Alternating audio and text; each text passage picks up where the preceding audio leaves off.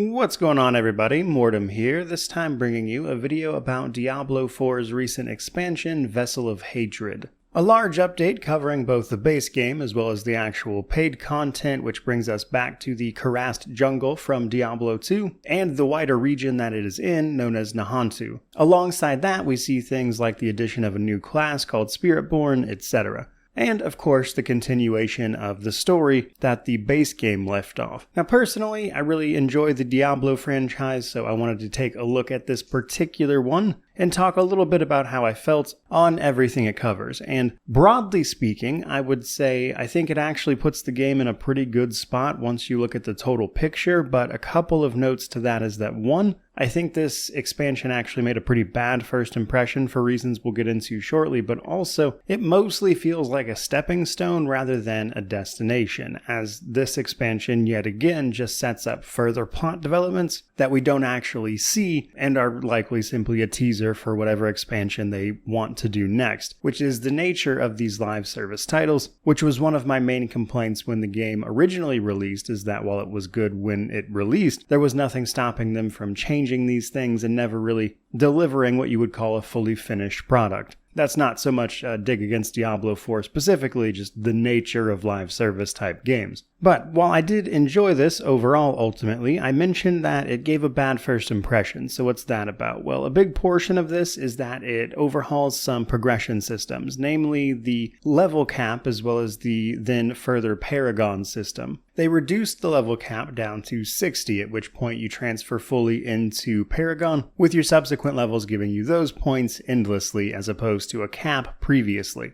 Now, they facilitated this change by moving your characters that were above this threshold not to the new maximum level of 60, but rather to just below it at 50, where the Paragon tree used to start, but is now just a bit below the level cap. And this means for characters that were previously well above this, for instance, say a max level character, they threw that character all the way down to level 50, your Paragon became inactive until you hit level 60 again, and chances are a lot of your loot was out of date as well, just because of the nature of the expansion and everything. So the reason this made a bad first impression is because it was just a huge initial downgrade to a character that was previously very, very strong. But once you get past that initial shock, so to speak, I can actually see what they were doing here. With the new level cap of 60, it actually gives you more skill points, which you can invest in new passives or a new skill that they added for basically every class, allowing you a little more flexibility there. And with your Paragon no longer having that hard cap as well now, you have more freedom to explore and build the more you play as well. So in the long term, I think this will be a better change overall, but it was a bit of a rough start to be sure, which was kind of followed on by the fact that the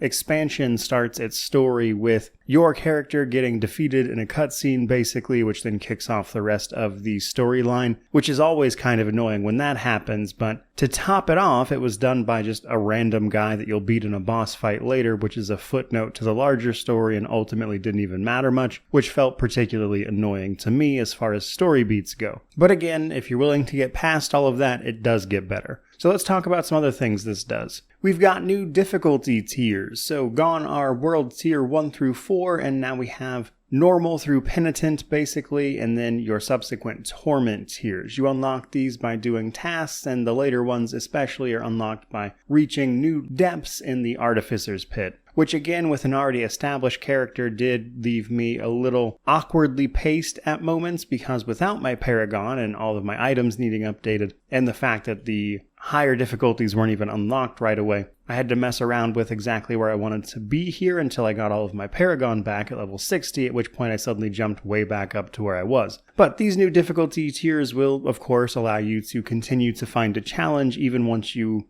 pass up certain breakpoints, which I think positions the game long-term better in just terms of sheer power progression and ways to explore the build variety, etc. Now, and one of the ways you could explore that is with rune words. Rune words have been added in. These seem like a slightly less complicated version than, say, Diablo 2, but I have admittedly not fully explored this particular feature. I just noticed that they were in there. And you can combine certain types of runes in sockets to make little rune words that will do more interesting things, which is not the only older mechanic mechanic this particular one brings back. We also see the return of mercenaries relatively early on in the main campaign for the expansion here. We're going to meet up with a mercenary who is a member of the, I believe it's called Pale Hand Mercenary Group, and he'll send you on further missions to recruit the other members, and then you can take them on as your companions. Now, these mercs function much more similarly to how it works in Diablo 3, where they have a basic skill tree, essentially, where you'll be able to pick out a few abilities and passives for them to take on, but that's pretty much it, and you can't, properly outfit them the way you could in Diablo 2, which was my preferred mercenary method, but, it's better than nothing. They aren't completely useless, but I'd be lying if I said I really put much thought into how I was building them out, just because of how less than substantial they could feel. But with that said, let's talk a little bit about the story of this expansion. So I don't want to get fully into this just for the sake of spoilers, as this just came out, but as I mentioned, this follows on from the main story. This means that we are tracking down Neriel and finding out where she absconded to with Mephisto's Soul Stone after the events of the main game. And after tracking her down, you find her in the jungles of Nahantu, where we find a way to help her out, or at the very least try to, which then naturally unfolds into other events. And this is going to take us across the region of places like Karas Jungle, which was Act 3 of Diablo 2, and as such, we even see some returning characters and locations that I think they had a lot of fun with there. And I actually do think this story explores some fun lore bits, but again, my main gripe here is mainly that most of what this expansion seems to do is simply set up further content in the future, and when it finally felt like events were really getting into motion and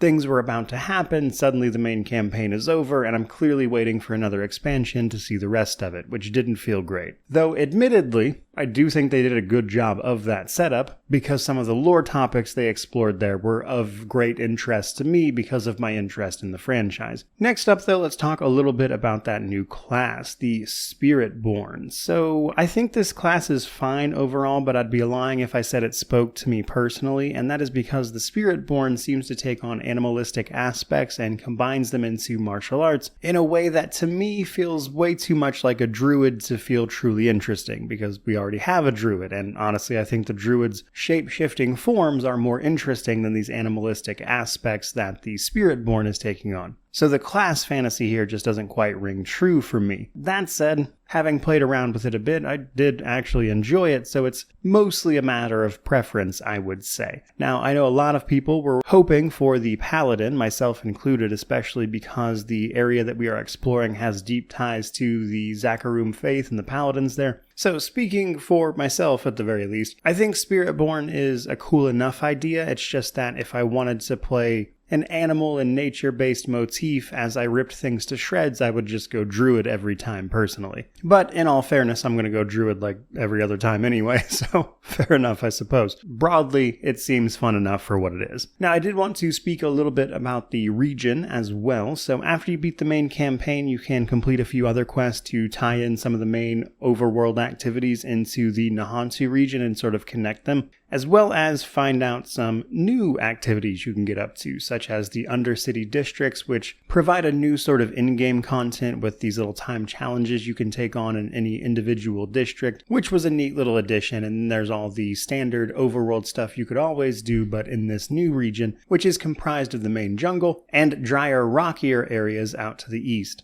But I will say I did really enjoy the return to this area because, again, as somebody who played a lot of Diablo 2, I was familiar with what this place was supposed to be already, and returning to a lot of those locations and seeing all of the little callbacks to the Diablo 2 version, including how some of the characters from that area are doing now, if they're around at all, was nice to see, and that includes the return of a few different enemy types and things from that area as well. And they clearly put some effort into the execution there, which was definitely appreciated by me at the very least. Especially because it gives you an opportunity to run through what is effectively new content, while also exploring some of those changes to the base game and beyond, like I mentioned, with the difficulty tiers, the not exactly recent but overall Loot Reborn system, and some of the further changes they made to that here via things like the rune words, the new progression systems, etc. And overall, I think that actually combines to put the game in a place that was pretty fun, and that's coming from someone who was pretty critical of some of the changes they've made since launch. It finally feels like a lot of those changes they've been making have coalesced into a full picture, with some actual intention behind it, which felt enjoyable. But to sort of start wrapping this up, when it comes to talking about this expansion, I would say once you get past the initial shock of how they downgraded your max level characters and get those characters back up to speed, which doesn't take a super long time or anything, but it does take a little bit of concerted effort, and you can start playing around with their total systems, then you'll be great. Now, obviously, if you just jump straight into a seasonal character, you won't really feel that, but if you're someone like myself who has max level eternal characters because I don't play a ton of the seasonal content, that's certainly of note. And then when it comes to the rest of the expansion, while I liked a great deal of it, I do have one big gripe, and that is, again, just the fact that overall, the entire thing just feels like a stepping stone to the direction they actually plan on going with how this story wraps up. And while that is admittedly an interesting direction because of the lore stuff, it also means the story here does not really feel complete at all, which I suppose isn't terribly surprising given the fact that the base price for this expansion, if you already own the main game, is $40 US, and they've been selling skins for like $25 all year round. But as much as I disagree with their business practices, they're certainly not going to change them for me. And I mention that specifically because I also wanted to say that nothing about this expansion really alleviates my overall concerns with the main game, with those being things like the fact that they've overhauled several systems here, which they're likely to continue to do in the future, and it's hard to say how any of those changes individually will feel or ultimately affect things, because that's the nature of a live service game. They're going to continue to tweak and change these things to keep people playing and give them an incentive to buy those $25 cosmetic packs.